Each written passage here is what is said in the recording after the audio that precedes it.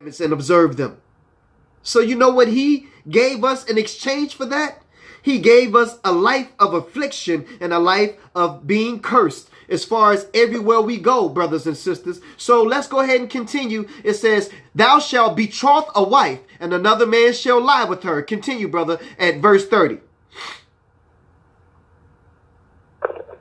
Thou shalt betroth a wife, another man shall lay with her. Thou shalt build an house, and thou shalt not dwell therein. You shall plant a vineyard, and shall not gather the grapes thereof. Let's read verse 32. Thine ox shall be slain. Verse 32, verse 32, my brother. Sorry, bro.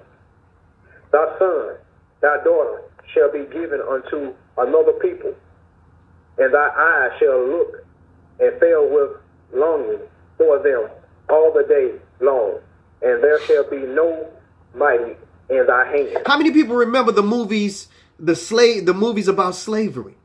And as soon as they had a baby and they brought the baby up and the baby became 9 to 10 years old, another slave master would come to that plantation and the slave owner would sell that baby boy or that baby girl to another family, and the mother and the father of that child would be reaching for the child as the child was being carried away in a horse carriage, with no power to do anything about it. That was the prediction for our people, brothers and sisters, because we didn't observe and do all of his commandments. This directly applies to those of us who came to the northern hemisphere by way of the transatlantic slave trade. This is in the book of Deuteronomy, the 28th chapter. Read everything on your own, by yourself, in your own time. Let's go ahead and continue at verse 36, my brother. The Lord shall bring thee, and thy king which you shall sit over thee, unto a nation which neither you nor thy father have knew, and there shall you serve other gods, wood and stone. He said you're going to serve other gods, wood and stone. Didn't we read about the children of Israel once they were delivered out of the hands and the slavery of Egypt, that they built them a golden calf and they began to worship it and give it credit for what God had done, releasing them from the bondage of the Egyptians? Now here, the prediction in Deuteronomy, the 28th chapter, the 36th verse, he said, you're going to go into a land that you nor your fathers have known. And there you're going to serve other gods, wood and stone. Brothers and sisters, today, people got crosses around their neck.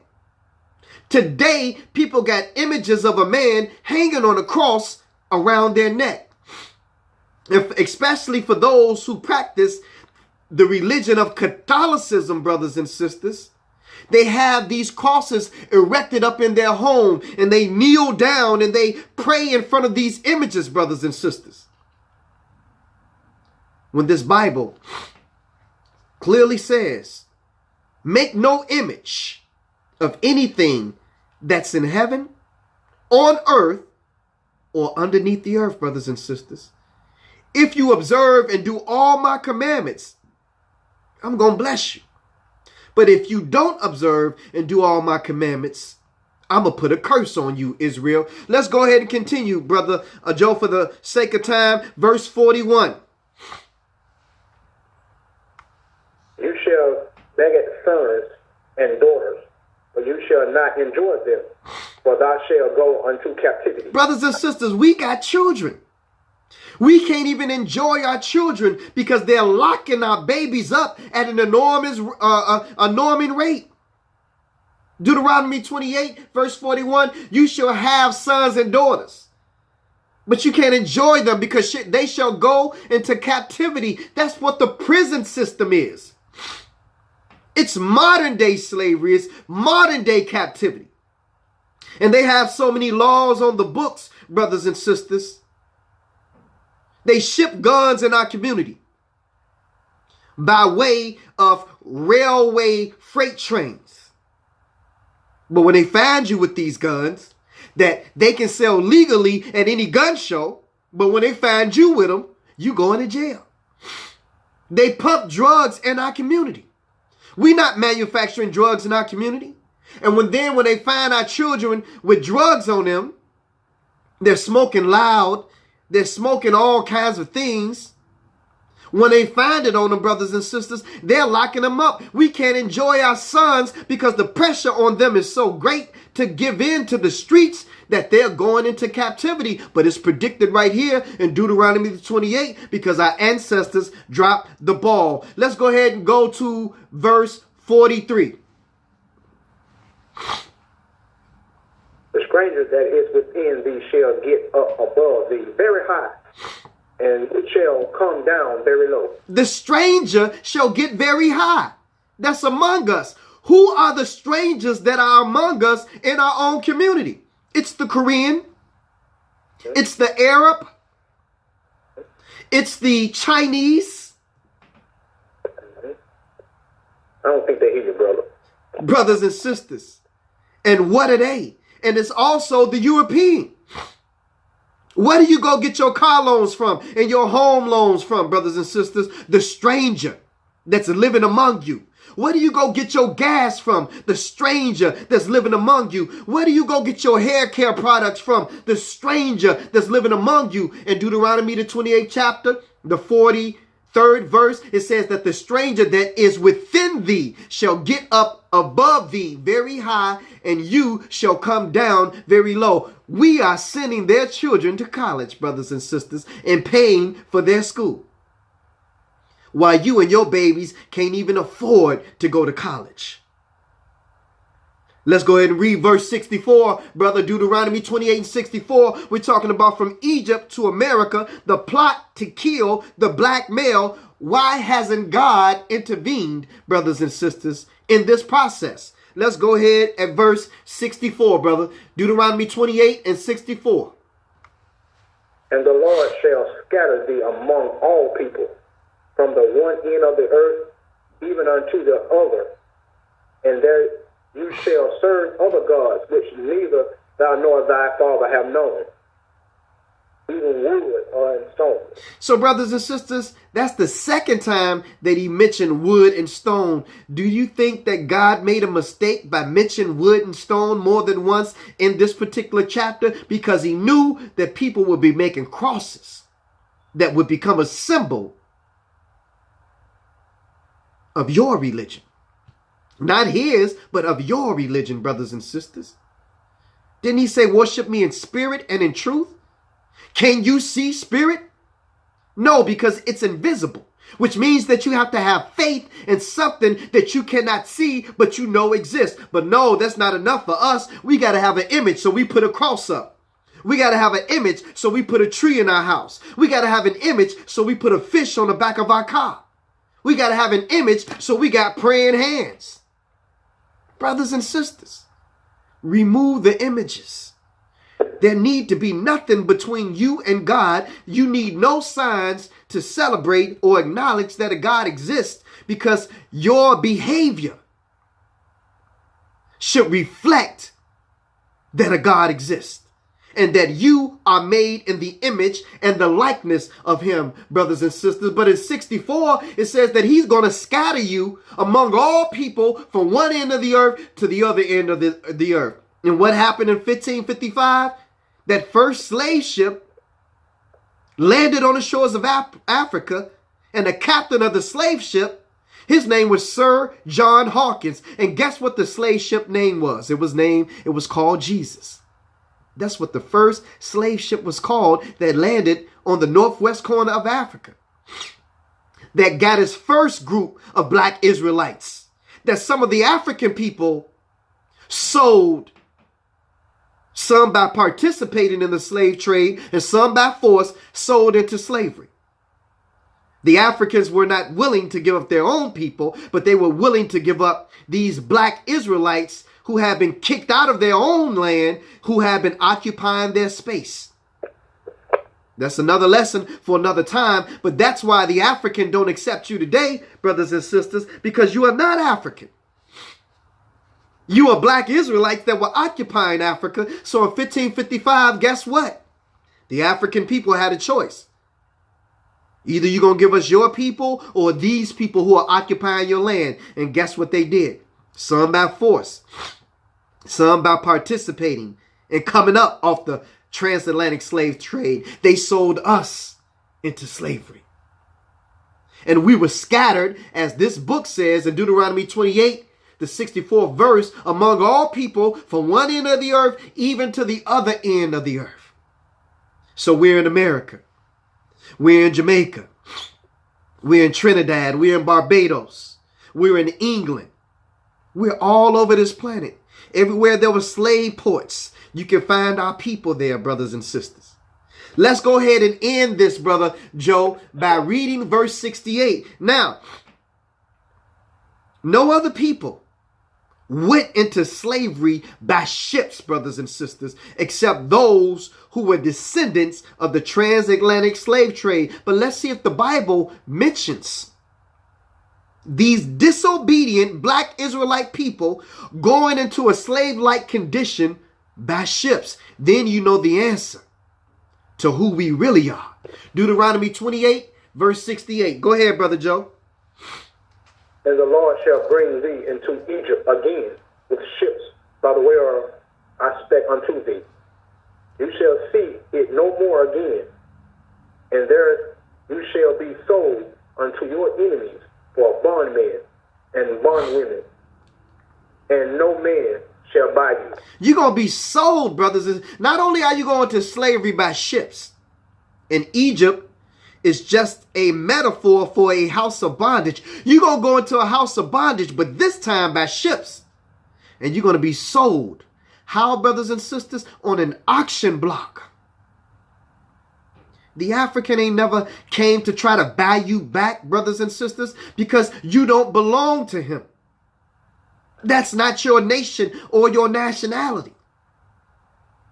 But there is someone who's coming to retrieve us, brothers and sisters. But we got to fulfill the full punishment that was handed down in this chapter because we were not obedient to observe and to do all of his commandments, brothers and sisters. So now, let me tell you a little bit what's going on now. Because again, there's an assault to kill the black male, brothers and sisters. So now that we know that it happened in Exodus under Moses, let's read about it happening again under Jesus. Matthew, the 2nd chapter. Let's see if there's another government and another leader who had a decree to kill the black male, brothers and sisters. This ain't new. This ain't the first time it has happened, brothers and sisters. Matthew, the 2nd chapter. Matthew, the 2nd chapter. Let's go ahead at verse 6. Matthew 2 and 6. Let's read about another decree to kill the black male. We read about one under Moses. Told the midwives that if it's a male baby, kill him. Then after that, he said, if it's a male baby, throw him in a river. Well, let's read here. Matthew 2 and 6. Let's go ahead, Brother Joe.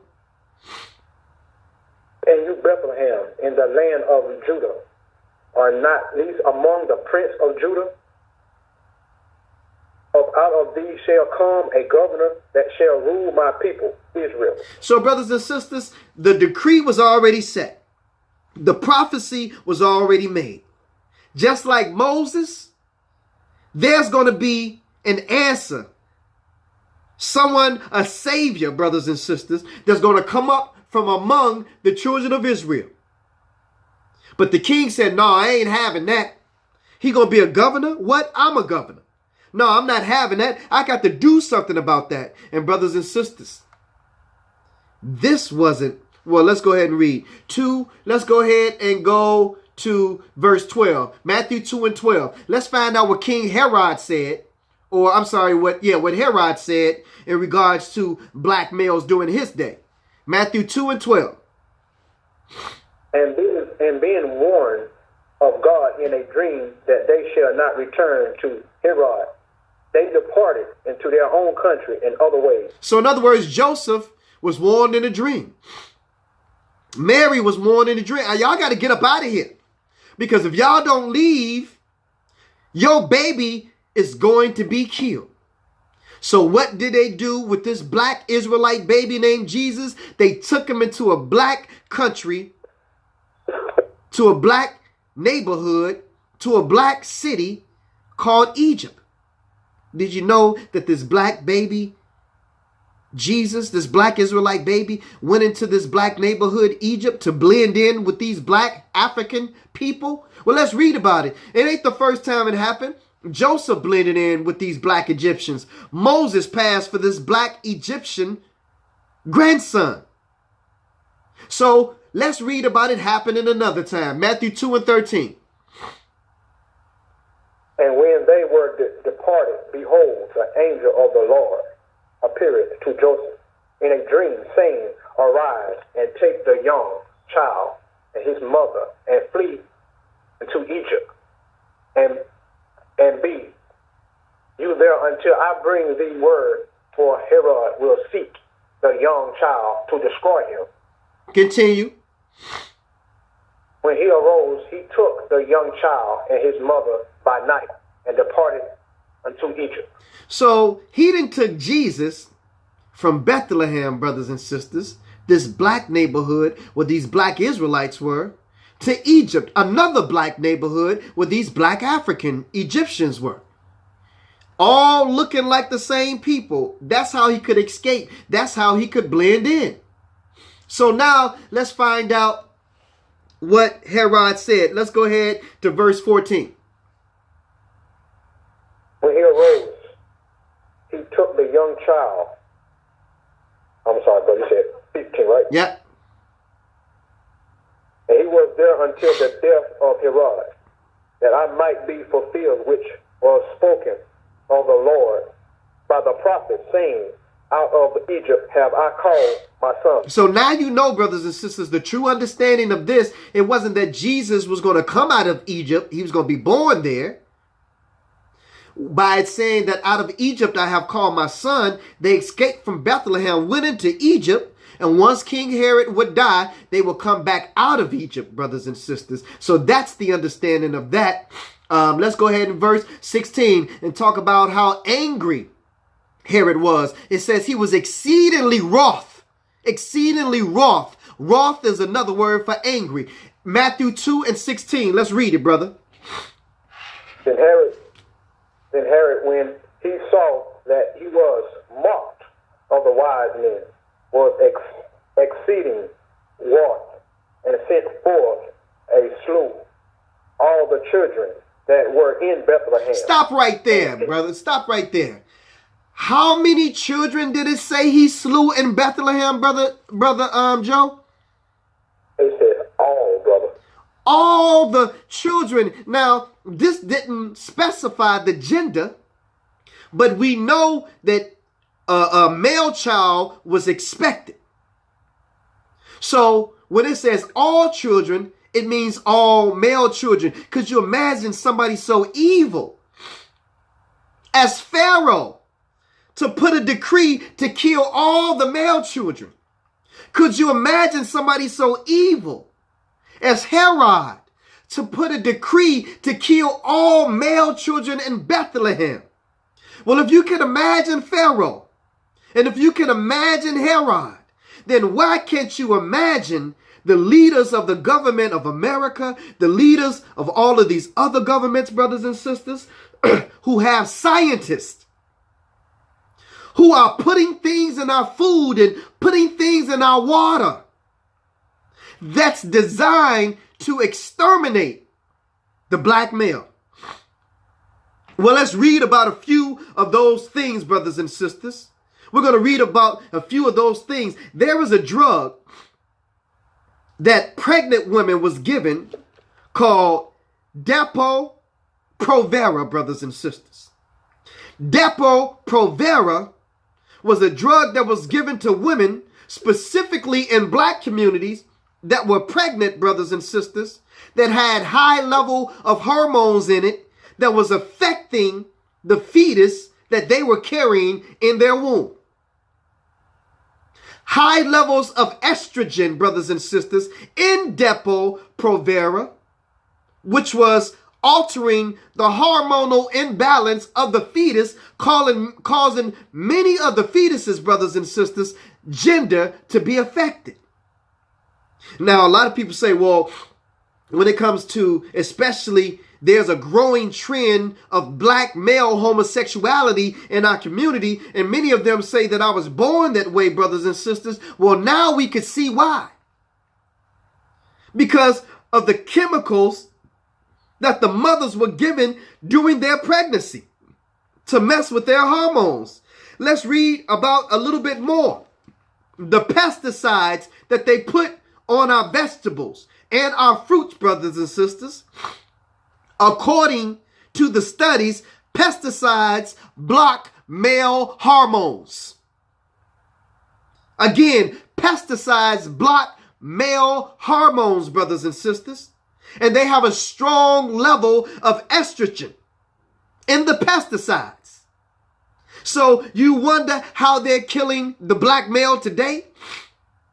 Not only are they killing them in the streets through police misconduct and brutality, not only are they killing the black male by shipping guns through the rail yards and the rail trains in our community, putting guns in their hands, combined with these casual drugs that they're taking like loud in these pills, brothers and sisters. But they're killing them through the food that is on your table. The BPA level that's in plastic, brothers and sisters, are now being found in our water. And guess what plastic has in it? Plastic has a high level of estrogen in it.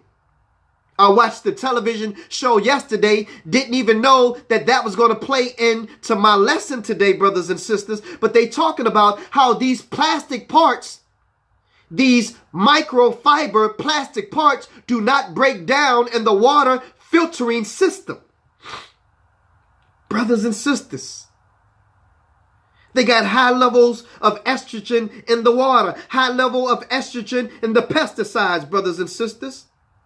And the feed that they're feeding these cows today, brothers and sisters, is causing high level of estrogen in the beef. And the beer, brothers and sisters, the beer is made with a plant called hops, H-O-P-S. And hops is a plant that has another high level of estrogen in it. That's why there's a lot of yeast in beer, brothers and sisters. They're feminizing our boys through alcohol, through beef products, through the pesticides that's put on these plants, brothers and sisters, that they're selling in our grocery stores, through the plastic that's found in our water. It's no mistake that in Flint, Michigan, the water is being poisoned. That there's high level of lead in the water, brothers and sisters. And what does lead do?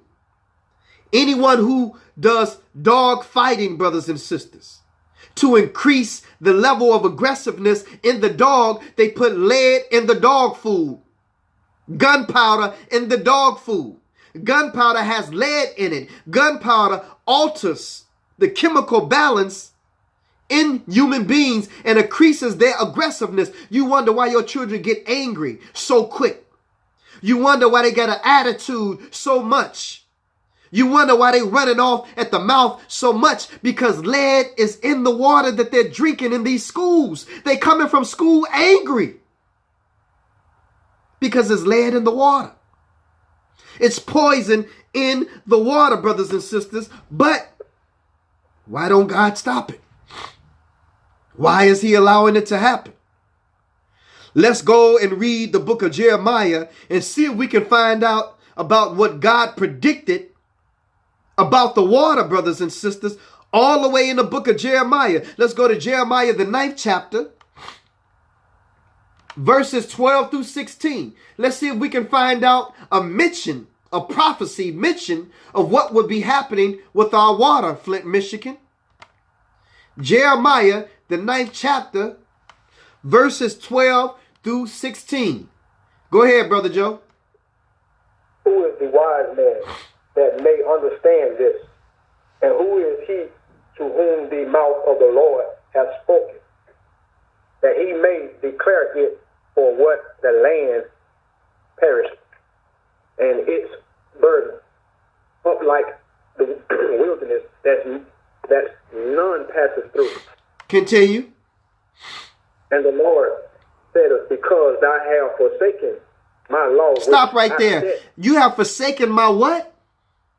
My law. He said in the book of Deuteronomy, the 28th chapter, if you observe and do all my commandments, a commandment is a law. And the Lord is saying, because you have forsaken my law, at Jeremiah, the 9th chapter, verse 13, what do we have in store for us because we have forsaken the Lord's law? Continue at after law. Because they have forsaken my law, which I set before them, and have not obeyed my voice, neither walked therein, but have walked after the imaginations of their own heart, and after Balaam, which their father taught them. So you walking after your own heart, your own imagination, and Balaam, which is a false god, you walking out. So see, that's why it's easy for you to say whenever you have a Bible discussion, well, I just feel. Anytime you say, well, I just feel, you've gone wrong, brothers and sisters, because it shouldn't be what you feel, and it shouldn't be what I feel, and it shouldn't be what mama said, or what mama thought, or what grandmama thought, or what pastor said. It should be what you can read out of this book called the Bible, brothers and sisters. So when you speak to someone in regards to the Bible, number one, there should be a Bible present. Number two, you should be able to go to the scriptures that you're referencing when you're having the conversation, which is why we give you the verses and the scriptures on this show so you can write them down and know what you're talking about when you're talking and know where to find what you're looking for when you are looking for it. So he says that because you have walked after the imagination of their own heart, and after Balaam, which their fathers taught them, how do you know what you know? Because it was passed down to you from generations before you. And guess what? A lot of what they taught us was in error, brothers and sisters, because they didn't know any better. They only repeated a story that was told to them by the generations that was before them. But you and I are intelligent enough today to be able to read this book for yourselves. Get you a good Bible-based teacher, a good Bible-based church who ain't singing and shouting for 3 hours and you only getting 30 minutes of the word. I'm not saying singing and shouting, there's something wrong with that. But when you get more of that than of the word, brothers and sisters, that's when there's not a good balance of it, because you're only leaving out of church on an emotional high, because the drums were beating and the hands were clapping and the keyboardist was playing the keyboard and the guitar was playing the guitar and you're in a musical trance. We are an emotional musical people, and there's a spirit in the music. So when that tambourine is hitting and that drum is beating, you getting excited. And it's filling up your spirit, brothers and sisters. But you walk out of there not even more educated about the word of God than you were before you went to that service. But all you can say is, church was good today, boy. Church service was good today. Pastor told me today that Jesus is my Lord and Savior, and Jesus is good, and Jesus saves. Well, you knew that before you went to church. But what was it about the word that you became educated with that you didn't know before you went? Let's go to the book of Psalms, brother. 140. We coming down to our last verses. Hang on in there. Give us like 5 more minutes. 5 more minutes. Psalms 140, my brother. Verses 1 through 4. Psalms 140, verses 1 through 4. We're talking about from Egypt to America, the plot to kill the black male.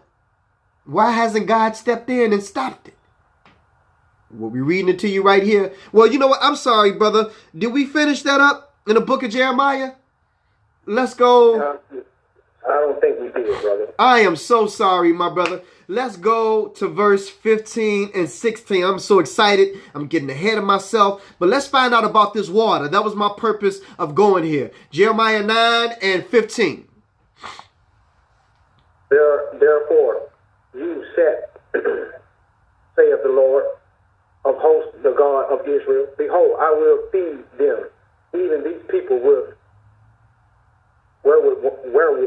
wormwood, and give them water, a gall to drink. So the Lord said, because you disobeyed my commandments, because you went after these other people gods, because you changed my Sabbath day from Saturday to Sunday, because you got trees in your home, because you got crosses around your neck, because you're doing everything that I told you not to do, I'm going to give you water of gall to drink. Do you know what that means? Water of gall to drink, contaminated water, brothers and sisters, to drink, poisonous water to drink. Look it up for yourself, Jeremiah 9 and 15. Or just type in, does God talk, or does the Bible talk about poison in water? God said, I'm going to allow these people to do this to you, Israel, because you have yet to obey my voice, hearken to my laws and my commandments. Last verse, verse 16. I will scatter them also among the heathens, whom neither they nor their fathers have known, and I will send a sword after them, till I have consumed them. We just read that in the book of Deuteronomy, that he's going to scatter us. It keeps saying that he's going to scatter us. It said among the heathen, but the heathen are just other nations. So you see how we've read the same thing from two different sources? A word of God is confirmed among two or more witnesses. We got to get ready to close out, brother, because we're running out of time. Let's go to Psalms 140, 1 through 4, and then we're going to close out with our last verse. Psalms 140, 1 through 4. Psalms 140, 1 through 4. And when you get it, you can go ahead, brother. Deliver me, O Lord, from the evil man. Preserve me from the violent man, which I imagine mischief in their heart continuously. Are they gathered together for war? So, brothers and sisters, protect me from the evil man, brothers and sisters. Evil man. What do you think these scientists and researchers are, brothers and sisters? The ones who's doing the bidding for this government and other governments, brothers and sisters. What do you think they are? To come up with a nuclear weapon, a nuclear bomb, brothers and sisters. The mind of these people. It says, deliver me from the evil man, preserve me from the violent man, which imagine mischiefs in their heart continually. Are they gathered together for war? They must be gathered together for war, but this war is a chemical war, brothers and sisters, on our people, on our black males. It's a chemical war.